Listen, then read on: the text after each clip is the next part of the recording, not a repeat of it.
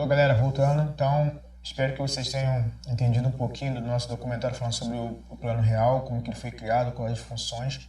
Então, seguindo, assim, o governo do Fernando Henrique trouxe muita visibilidade para o Brasil, principalmente fora do contexto interno. Então, assim, um dos grandes problemas que as empresas enfrentavam dentro do Brasil foi a questão da dívida interna e externa, que era um grande problema porque os empréstimos cada vez mais rolam juros. Então, cada vez mais que você protela esse empréstimo, certamente você vai pagar mais. E o Brasil era campeão de fazer isso. Então, a nossa indústria começa a passar por um grande sufoco. E como que a gente consegue resolver isso? De modo geral, nós tínhamos uma indústria que estava em crescimento devido à planificação das moedas. Aliás, não foi fácil planificar as moedas, antes disso, nós passamos pela tal da URV, que era Unidade Real de Valor. E essa Unidade Real de Valor, a missão dela foi o quê? Alinhar as moedas, então o real com o dólar. Isso foi bom porque durante quase um ano a nossa economia era junta, era equilibrada com o dólar. Então, praticamente assim, as vendas e as compras favoreceu que a indústria brasileira. Um dos grandes destaques, podemos dizer assim, do Plano Real com as privatizações foi a facilidade, ou seja, as indústrias passaram a atuar mais dentro do cenário brasileiro. Como assim atuar mais dentro do cenário brasileiro? Vejamos que nós tivemos a tal da concorrência. Quando é estranho que eu vou falar para vocês, mas por exemplo, nós temos aqui no Brasil uma empresa determinada de telecomunicações, ou seja, você poderia comprar com aquela empresa. E aí, o que você poderia? Você pagaria qualquer preço que a empresa determinasse, ou seja, se você vai na feira comprar uma dúzia de laranjas, tem uma barraca, a sua missão é comprar laranja, então você vai comprar com aquele cara ali mesmo. Ele pode vender por R$10, ele vai dar o preço dele. Então aconteceu isso muito no Brasil. Com a privatização, aumentou a chamada livre concorrência. Como assim livre concorrência? Até então, a gente fala sobre a questão das empresas em si. Quando nós temos aí a concorrência, certamente a gente vai ver quem vai vender melhor. Como quem vai vender melhor? Quem tiver o melhor preço. Então, o Brasil o Plano Real favoreceu isso.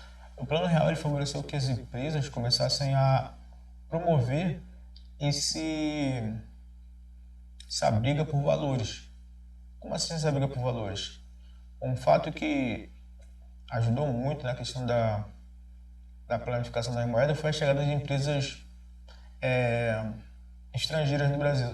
Só lembrar que essa chegada de empresas do Brasil já acontece lá desde 1930, mas só que o problema é que as empresas que chegaram no Brasil, eles não tinham um local de atuação fácil, né? Só lembrar que, pequena lembrança agora que me vem à memória, os canhões que nós temos lá no Forte Copacabana são alemães. Então, assim, já havia uma troca muito grande, mas só que a nossa era muito seletiva, a nossa política industrial era muito seletiva. Então, o Plano Real favorece isso, ter um mercado aberto, ou seja, o Brasil estava num caminho legal para ter mais empresas. Então, chega aqui a tal da privatização e a livre concorrência. Então, nós temos aí umas empresas bem a nível de telecomunicações. Com a privatização, o Brasil começou a receber outras empresas. Por exemplo, hoje nós temos aí as principais no meio de telecomunicações, que é a Claro, a Vivo, a Oi e a TIM. Só lembrar que essas figuras aí já fazem parte bastante tempo da nossa vida. Por exemplo, tínhamos a Movistar. Movistar, ela era uma empresa espanhola, a Movistar, depois ela se tornou Telefônica e depois ela se tornou Vivo, ou seja, já é uma mudança. Nós temos nós temos aqui, claro, esqueci o nome dela agora. Então eu falei da Oi, da TIM, ATL, isso, ATL que entrou aqui no Brasil, chega aqui no Brasil como ATL, depois ela é comprada por um grupo e esse grupo transforma ela na Claro de hoje. Exatamente, somos velhos, bons tempos. Então, assim, já falei da Oi, o caso da Oi é bem específico nosso, tirando assim as outras empresas. O que acontece? Isso ajudou muito, porque anos atrás, você pode perguntar a sua avó, seu avô, seu tio, sua mãe, uma pessoa para ter telefone, um telefone, assim, um telefone fixo na sua casa, ela deveria pagar uma fortuna e não era caro, não era muito caro, muito caro. Então, daí, hoje para você ter um telefone é fácil. Você vai lá, chega ali no camelô da esquina e compra o quê? Seu chip. Aí sempre tem aquela menina querida falando chip da TIM, chip da Claro, chip da Vivo, R$ 5, R$ 5. Ou senão, como pessoa dá de graça para você. Chip da TIM. Então, as outras empresas começaram a entrar no Brasil, ou seja, essa concorrência foi muito grande. Aí tivemos aí a chegada da italiana TIM para ajudar a aquecer o mercado, né? Tivemos também a norte-americana Nextel. E, engraçado, uma das coisas foi o que hoje nós temos as empresas se juntando. A junção das empresas. Por exemplo, nós temos a junção da Claro com a NET. A, olha como a livre concorrência faz, né? Temos aí a Perdigão com a Sadia.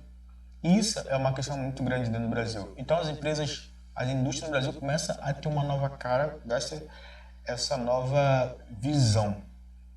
Um fato interessante é que quando no encerramento assim, do governo Fernando Henrique havia uma grande expectativa, porque será que, como seria o próximo governo, então aparece logo depois, no governo Lula, né? Lula assumiu o país, assim, a visão de governo do Lula era bem diferente do Fernando Henrique, ou seja, a visão do Lula era basicamente visando o trabalhador, mas se a gente tiver uma visão muito legal, é o trabalhador junto, se o trabalhador está trabalhando, é lógico, a empresa está trabalhando, está se movendo, então assim, a indústria começa a ter um avante muito grande. Então, daí é uma vertente porque começa a aparecer o que? Os parques industriais, por exemplo, o Brasil ele começa a ter uma variante muito grande nas questões das empresas de montagem, ou seja, as montadoras de carros começam a chegar no Brasil com grande força. Nós vemos, como eu falo, o ABC Paulista, nós temos aí as grandes montadoras, por exemplo, a Ford, a Nissan com grande força, a Jeep que nós vemos aí pelas ruas. Então, no governo Lula, nós tivemos muito o crescimento dos parques industriais, ou seja, a indústria automotiva no Brasil começa a ter um grande sucesso, ou seja, abre vagas para novas empresas chegarem aqui no Brasil. Então, de uma forma ou de outra, o Brasil, nesse período aí, ele começa a atrair mais empresas. Por exemplo, nós tivemos um boom das empresas coreanas, empresas chinesas aqui no Brasil nessa época. Tivemos aí a Sherry, que veio para cá também, a Caoa. Então, assim, são empresas que vieram para cá, a Jack Motors, né, também que veio para cá, a fim de fortalecer essa indústria aí. Um fato interessante é o quê? É que, num determinado momento, começa a aparecer a chamada desconcentração industrial. Bem, o que seria o termo desconcentração? Está concentrado, está desconcentrado. Como eu falei inicialmente, as indústrias no Brasil elas eram centralizadas em áreas. Por exemplo, eu falei na região norte do Brasil, na região sul, centro-oeste. O que acontece? O que significa isso, descentralização? A indústria começa a sair, ir para um lado e para o outro. Isso acontece porque nós temos aí uma formação muito interessante da procura. Então, algumas causas que podemos ter aí é o seguinte: as principais causas dessa descentralização: aumento da disponibilidade de infraestrutura em transporte e redes em algumas áreas mais afastadas do país, afloramento da guerra fiscal, que gerou uma competição entre os estados brasileiros em busca da atração de indústria, política governamental de interiorização do território na segunda metade do século XX. Bem, primeiro vejamos aqui, aumento da disponibilidade de infraestrutura em transporte. Vejamos que as cidades começam a crescer e essas cidades começam a ter locomoção, que até então as pessoas começavam a trabalhar em determinadas regiões, então é aquele caso de você ir trabalhar lá e você voltava no final de semana ou um mês de férias.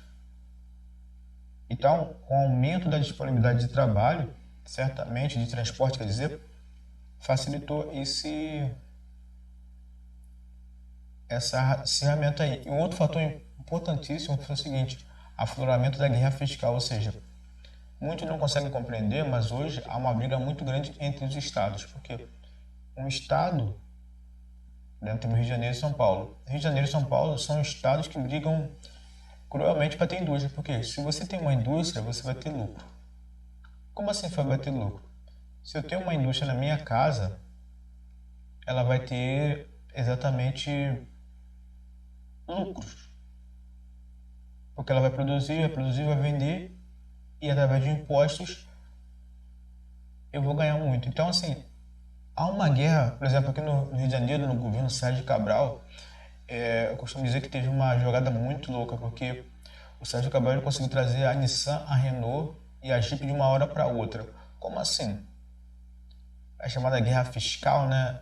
O que é guerra fiscal? Por exemplo, está aqui, eu estou trabalhando aqui, aí eu ofereço X para uma empresa, mas só que tem um amigo do lado, outro estado, que ele oferece nada. Fala assim: você não precisa pagar nada para trabalhar aqui. Ou seja, ele fica isento de imposto, não paga nada.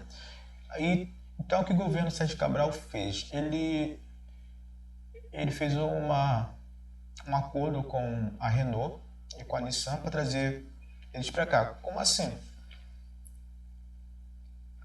Eles vieram para cá, fizeram uma doação simbólica de alguns carros para a Polícia Militar. Então, não precisou pagar os impostos e conseguiram fixar. Então, isso é uma briga que continua até hoje, nessa questão de indústria. Por exemplo, o Rio de Janeiro perdeu muitas empresas para o Nordeste. Aí você fala assim: logo para o Nordeste, sim. Ou seja, é a chamada guerra fiscal. E outra coisa, e assim, podemos dizer que a política governamental de interiorização do território do país na segunda metade do século XX. Ou seja, se o Estado briga por aquilo, certamente nós tivemos aí uma descentralização. Ou seja, a indústria hoje ela começa a sair dessa região, desse conglomerado, ou seja, ela vai para o lugar que ajuda ela, é o lugar que ajuda na sua concentração. Ou seja, aqui nós temos uma desconcentração industrial no Brasil.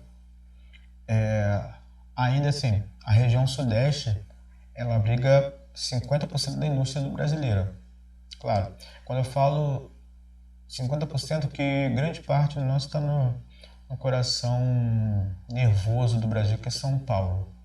Nós temos aí em segundo lugar o Sul, região Sul, aí depois vem o Nordeste, olha só, o Norte do Brasil e o Centro-Oeste. Ou seja, a menor parte da indústria, centro industrial do Brasil está na região Nordeste do Brasil. Uma das vantagens que aparece no governo Lula, que eu esqueci de citar aqui, mas eu vou lembrando aqui pouco a pouco, foi assim, aliás, não só no governo Lula, mas no governo Dilma, é a indústria da construção naval brasileira. A indústria naval brasileira, ela cresceu muito durante o governo Lula e o governo Dilma, tá? Esse é um dado que a gente não pode esquecer, porque o Brasil, desde o período de Dom Pedro II, na pessoa de Visconde de Mauá, nós tivemos aí uma elevação da construção naval, ou seja, hoje o Brasil se destaca numa indústria naval muito boa. A produção, apesar de nós termos alugado alguns navios da China, mas a nossa indústria naval ela começa a demonstrar assim, um crescimento. De 2007 para cá, houve um crescimento muito grande da indústria naval dentro do Brasil, ok? E fechando, nós temos aqui a indústria do petróleo. Como eu comecei falando, a primeira indústria que o Brasil foi criada foi a Petrobras, lá por Getúlio Vargas. E hoje ela aparece como uma das grandes na questão do pré-sal. Como assim, como uma das grandes na questão do pré-sal? Hoje nós chamamos o petróleo de ouro negro. Então, a Petrobras hoje é uma das maiores indústrias do mundo nessa questão da exploração de petróleo. Ela hoje está batendo de frente com as grandes, tipo a Petronas da Malásia, a Shell, a Texacom, entre outros. Então, devemos entender assim, que o cenário da indústria mundial passa muito pela essa instabilidade do Brasil, perfeito? Então, pessoal, ficamos aqui. Vou passar, vocês terão uma atividade para fazer que vai estar lá demarcado na plataforma e no Google Class, falou? Um forte abraço para vocês e um pequeno aviso, pessoal. Quem não fez ainda a avaliação, ela só fica até o dia 13, até essa quarta-feira só, hein? Então vai lá, avisa o amigo que não fez ainda, pessoa que está meio distraído, que não prestar atenção para fazer a atividade, ok? Um forte abraço.